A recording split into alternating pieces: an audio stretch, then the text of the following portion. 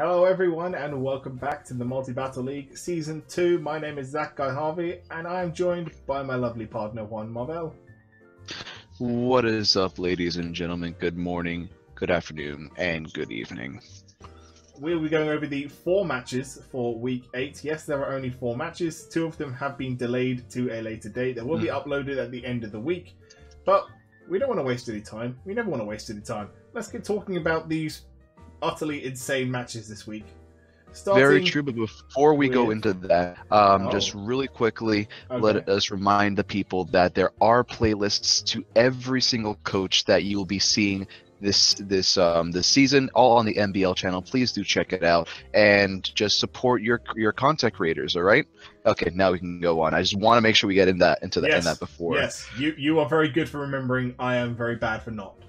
Let's go on to the first match. Team Cyberbaz versus Team Subs. Team Cyberbaz this week, bringing Mega Aerodactyl, Volcarona, Nidoqueen, Jirachi, Breloom, and Raichu. Team Subs with Mega Lucario, Mew, Seismitoad, Clefable, Hitmontop, and Raikou. And may I just say control. Yep. Control this game. Yep. Oh, and a turn 2 flinch, turn 3 flinch, but let's not talk about that. Let's sweep that under the rug. We don't need to say that. Yes, we do. They flinched the Seismitoad with Rock Slide. It went for Muddy Water. And I believe something... And also they missed on something, like the opponent missed, or like they dodged out of the way. I remember something along those lines happened. Ooh, maybe. I actually don't quite remember if there was a miss or so. It was so dominated by Team Cyberbaz just ripping through his Team Subs' team. And this is before you go on, this is another situation where Team Cyberbaz prepped for specifically, or at least I've heard, they prepped specifically for Crobat, and then it didn't show up. Team Subs, why? Crobat was so good against this team. It was, and with Crobat not being there, even though Breloom or Volcarona, nor did Volcarona did anything, it let them have that free comfortability of like saying, okay, we can not worry about, we can just switch into things, put on the pressure with the mons that we need, and save our 2 win cons for later, which were Breloom and Volcarona, which never made the field because it was the Raichu and Nidoqueen show. It was the Raichu and Nidoqueen show. My god, Raichu with the Gigavolt Havoc to take out Clefable was on the same turn that Nidoqueen gets rid of the Mega Lucario. It was at that point the tone was really set. Getting rid of the two biggest threats on Team Subs' team. Offensively, like the biggest threat in Mega Lucario. Yeah, that lightning rod boost really helped them out because they actually knew that they couldn't kill with Gigavolt Havoc, but the fact that they were able to get the +1 from the lightning rod were like, oh, we can kill it now. Let's just do it. We can do this now. Yeah, it was just literally amazing to watch, and Mega Aerodactyl did amazingly as well. Even though it was paralyzed, I think they confirmed with the switch out that Mega Aerodactyl still outsped like Seismitoad or something like that. Oh, absolutely. Seismitoad is really super slow. That doesn't surprise me at all. So just great on preserving your 6-0 Team Cyberbaz, and just a great performance in general. I would like to put a quick shout out to the Z Transform Mew into the Nidoqueen. It was a great idea, but was it Scarf Nidoqueen? Yeah. Yep, Scarf Nidoqueen. Yeah. And that is the reason. No. I'm gonna double check this because I remember them saying we just need to win the speed tie. So did they really say they need to? It was a plus. What? Oh, now I'm confused.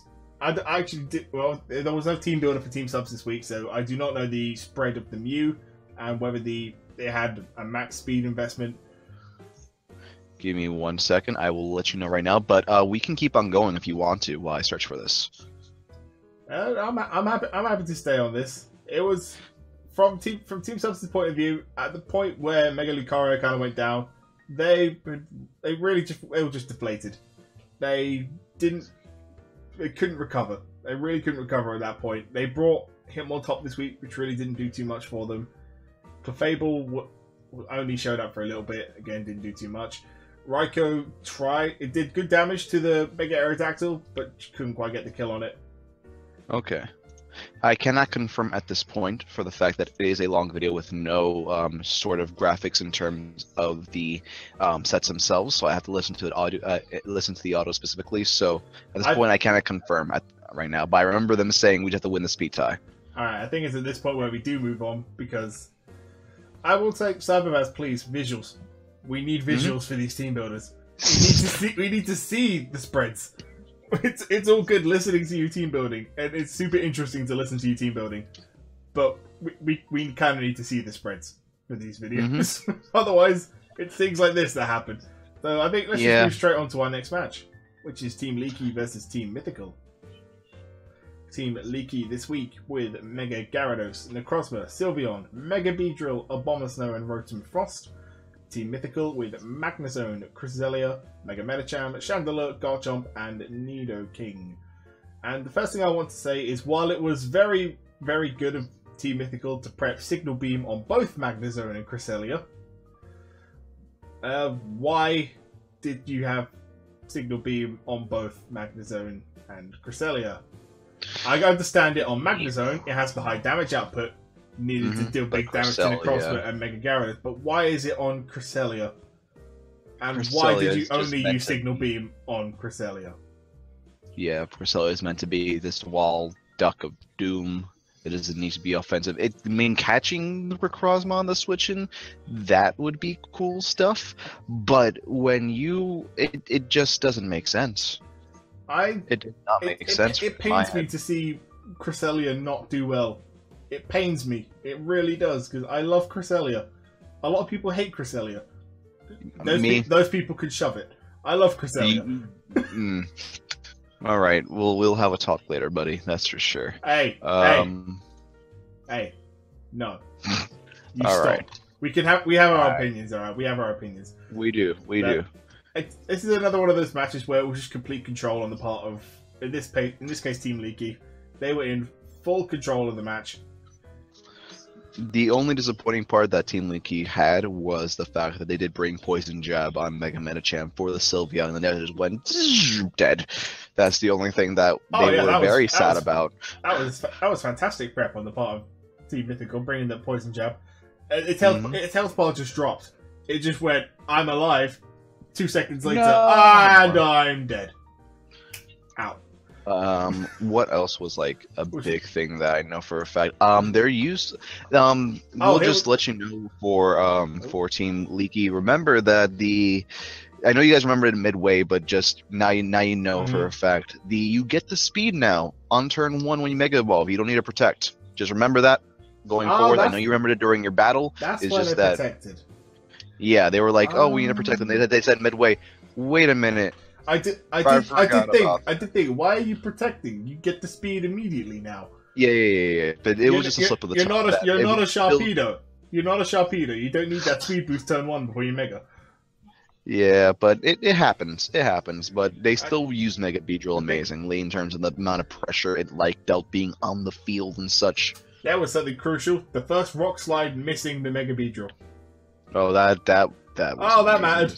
That 100%. Oh no, it was a Beedrill. It was a Beedrill. Before I get it incorrect, it was on the Rotom. Missing the Rock Slide on the Rotom Frost.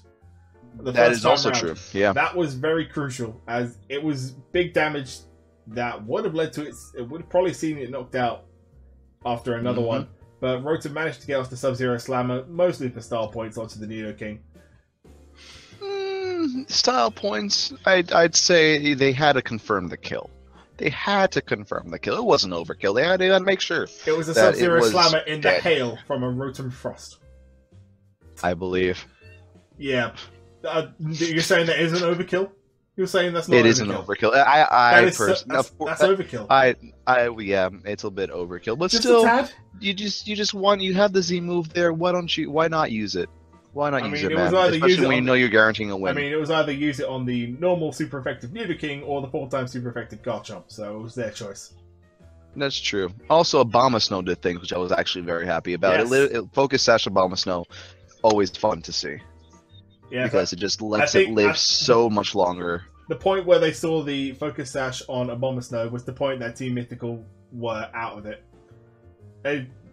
I believe in their video they conceded defeat at that point. Oh, it's Sasha Bonus now. Pretty much, I'd say. Pretty much. The Blizzard spam came out, knocking out Cresselia, knocking out Chandelure, and really finishing up the match just there and then. Rotom, again, coming in with the Sub-Zero Slammer, picking up another kill. I still love Rotom. People can say what you want. I will shout Rotom's praises. I love it. It's great. Rotom. We need more shenanigans, though. We need more shenanigans. I think all Rotom forms have a chance in the way that it is used. Except Rotom. Except what? Except Rotom. I was gonna say Rotom Fan you see the way Jamie has been using it, Team Jamie? I know. I mean, yeah. I know they've been using it well, but I just want to have a quick jab at Tailwind. Can I indulge myself for a few seconds, please? Thank you. Never. We're moving on. Yeah, what more can we say? Team Leaky very much in control of this match. Unfortunate to see Team Mythical losing again. And this unfortunately does mean that they can no longer make the top 6.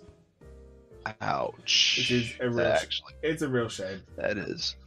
We move on to our third match of the week. Team Wii Disney versus Team Dreamball. I know you're going to have a few things to say about this match. Team Wii Disney bringing Silvally, Ghost, Tapu Koko, Tapu Bulu, Magmortar, Gyarados, and Landorus Incarnate. Team Dreamball with Zapdos, Zygarde 50%, Heatran, Tapu Fini, Scrafty, and Bronzong. And now you can start. PSA, always check your mons. I did hear that the wrong mon was brought. Please. Yes, it was the Magmortar. The Magmortar was supposed to bring this week was built especially defensive. Oh. However, the Magmortar that they did bring was not specially defensive in any way, shape, or form. However, I need to double check this calc. I really need to double check this calc. Okay. But I'm still convinced that even though it was let's just put it at max HP, max defense, special defense, it still wouldn't have lived a Thunderbolt as a water type. I am convinced on that, but I need to double check also its set as well. But again, this is just confirmations that we need to do in a little bit. But again, they played fine. They played. I do think Team Wii Disney did play to the best of their abilities. It's just that the pressure that Team Dreamball had was just so overwhelming that they couldn't recover from that after Duncan went down completely. I completely agree. Team Dreamball played fantastically this week. Again, bringing that Soak Thunderbolt combination that we saw. I think it was about 4 or 5 weeks ago. I can't quite remember what match it was, but they used that to perfection. In that match, they've used it to perfection again in this match. Zapdos picking up 4 KOs this week. And just so you can get that calc right for you, there was a 252 special attack, 252 HP Zapdos, Modest Nature. Very nice. So it's 252 HP and 252 252 special attack, Modest Nature. Yes. Okay, I am actually not seeing a team builder. Oh yeah, there was no team builder from Team Wii Disney this week. Okay, so I'm just going to assume, let's just see 252 special defense, Assault Vest, Calm Nature. Are you sure there would be Assault Vest? I mean, they'll probably use Follow Me. They would, but I'm just saying best case scenario. Oh, of course. Max HP. We would like to apologize for the diversion, but we have to make sure. No, that's not 10,000. Not 10,000. And if it was a pure water type, it does it equate okay, to Assault death? Vest doesn't matter. Okay, actually, it didn't matter. It was Modest, you said? Yes, Modest. No, it actually wouldn't matter. Yeah, they would have lived one more turn if it was max HP, max special defense. So that Magmortar not being the specially defensive thing that it was did 100% matter in that match. It would have been able to live another turn. It would have been able to just at least get off some sort of follow me shenanigans, protecting the other side. Yes. But no, it definitely that just attests to just keep on checking your mons, even though we're in week 8. Yes, make sure everything is correct. It doesn't matter what week we're in. Always make sure you check. The other thing I'd like to point out for Team Dreamball, after turn 7 when Heatran managed to pick up the KO on Bulu, even though it was only the last 2 months left for Team Wii Disney, they then went on they went on the massive defensive. They kept switching around their mons. They kept trying to get themselves into a more preferable position than they were. Because even though it was Landorus and was it Magmortar or Tapu? No, it was neither. What am I saying? It was Silvally and Gyarados, the last two. Yeah, so they had to really readjust their stance to try and switch out Heatran. Bronzong putting the work with the Toxic onto the Silvally, picking up the KO there. You'll see on your screen, and a dominant performance from Team Dream Ball. They played extremely well this week. And I do want to confirm the soak at the end on the Zapdos was not BM. It was to protect against the Ice Fang, right? Well, I'd like to say that in hindsight, after they did it, it was to lower the damage from the Ice Fang, but it was more a case of, can I soak the Zapdos? Yeah. So maybe it was a little bit. Okay.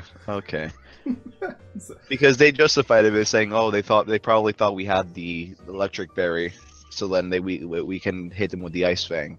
But no, it's fine. No, it's fine. That's the game that we play. Little bit of showmanship. Although it still ended up working. So what can you really say? Something that does quite annoy me. Last week I managed to throw out the little stat that the 6-0 from Not Scored to Mythical was the third in MBL history. Well, now we have 5, and it's really thrown me off. I can't be proud of that anymore. It's okay. We all have our chance.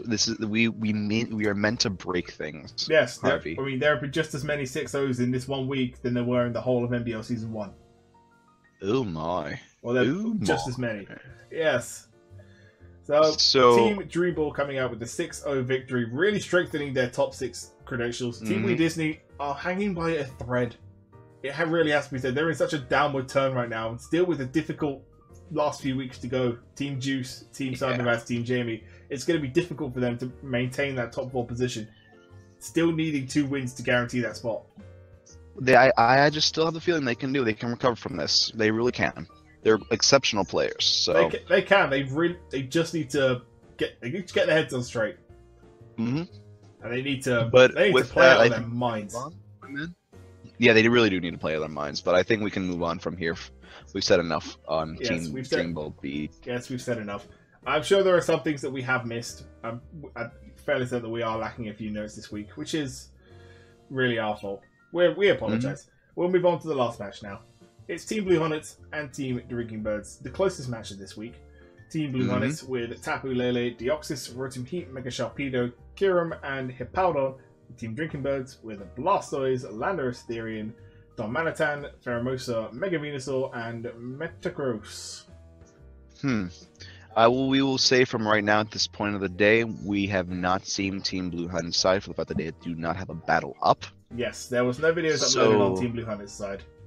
So everything we are just watching is from this Team Drinking Birds side. Yep. So I like their performance this week, Team Drinking Birds. I felt throughout the game they played smart, but then the last few turns I just felt like they overdid it. Yes. If I can just the last few turns were a little bit shaky on their part. Just a bit. I think as they were growing more confident, they could close out the match. Team Blue Hornets had a bit of a chance to come back into the game with the last few turns. Hippowdon, as you can see on your screen, picking up 3 KOs, 2 of those by sand. That after Darmanitan whittled itself down. Pheromosa had whittled itself down, or I think had been hit on turn 8. And I think it was sashed. Yeah, it was sashed on top of that. So it was just they were dead. But let me see. The Venusaur play, even though I do understand why they did it in order to bring in Darmanitan safely. I mean, their last 2 mons was the Tapu Lele and a Hippowdon, if I recall correctly from Team Hornets side. It was, yes. So it would have been dead to begin with, but I just feel like just preserving the differential just a bit, just a tad, would have been great. Yeah, Their use of Blastoise was great this week, by the way. Use of Blastoise was fantastic. But to go further on your point, I think in hindsight, it was the correct decision to preserve Darmanitan over Venusaur. Venusaur, realistically, considering they had, at the time, it was Lele, Sharpedo, I believe. Or no, Sharpedo had gone down the turn before. But it was just, it was just Lele and Hippowdon. Knowing that the Mega Venusaur probably would have gone down to the Lele, it was the least useful to their team. But it would have been able to deal with the Hippowdon better and not having to rely on the roll for Grass Knot. Yeah. And actually, and the roll for Earthquake. If that Earthquake had done probably any more damage, that would have been over.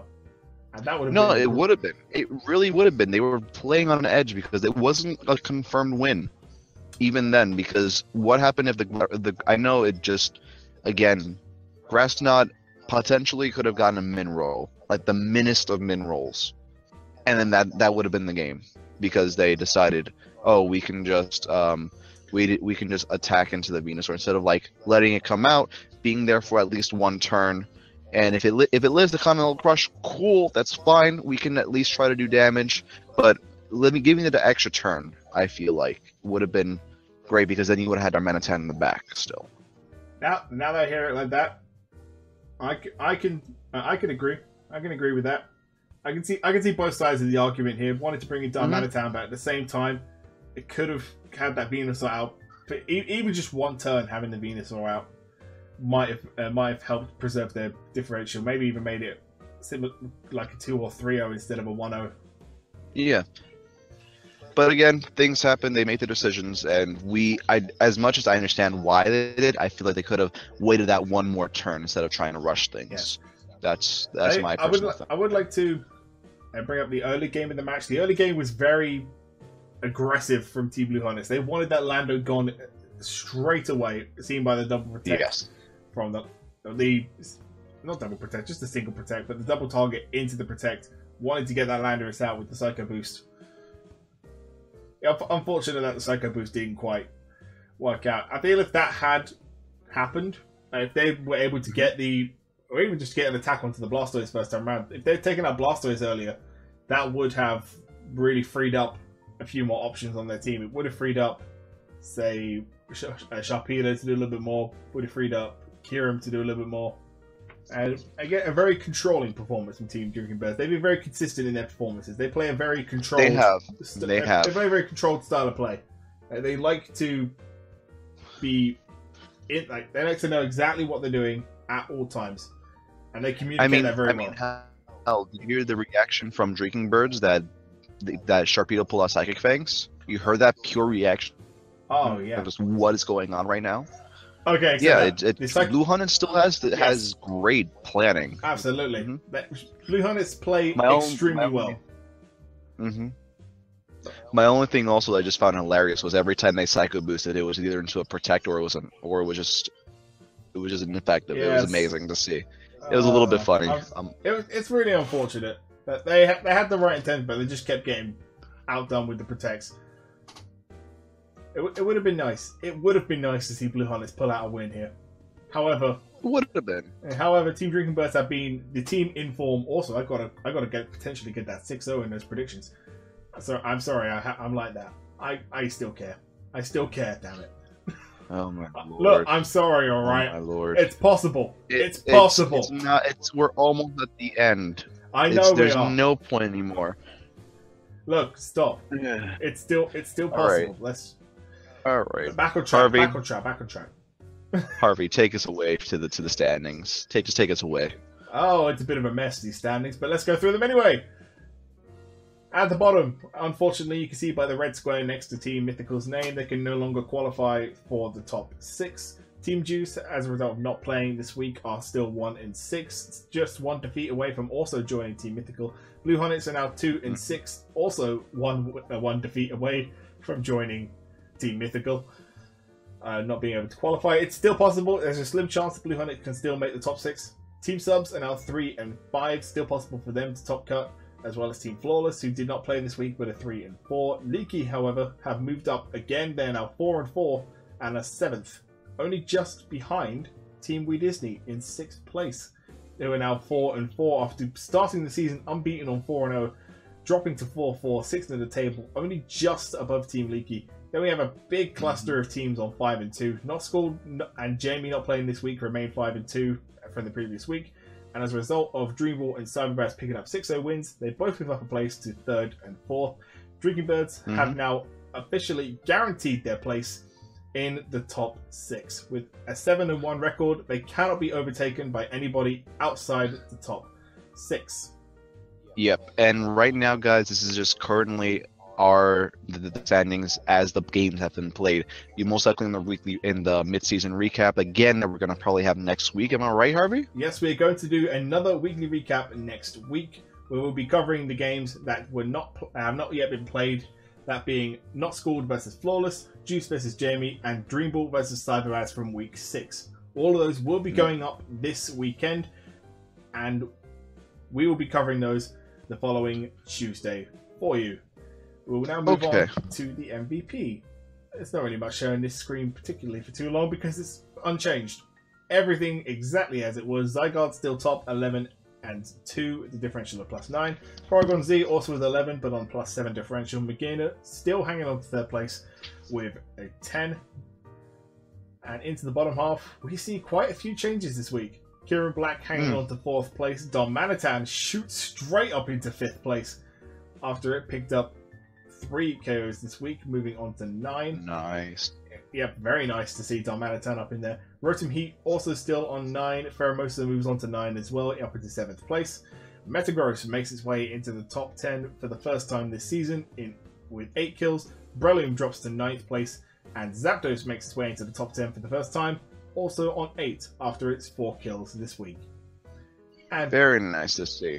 Yes, and once again, a lot of names outside the top 10. It's great to see that Drinking Birds have 3 Mons in the top 10 there in Darmanitan, Pheromosa, and Metagross. We have Lando T just outside as well on 13th, only on differential. It's amazing to see that in the top 20, 4 of them belong to Drinking Birds. That's ridiculous, honestly. That is very ridiculous for any team. Goes to show just how well they're playing. Of course, we have a lot of...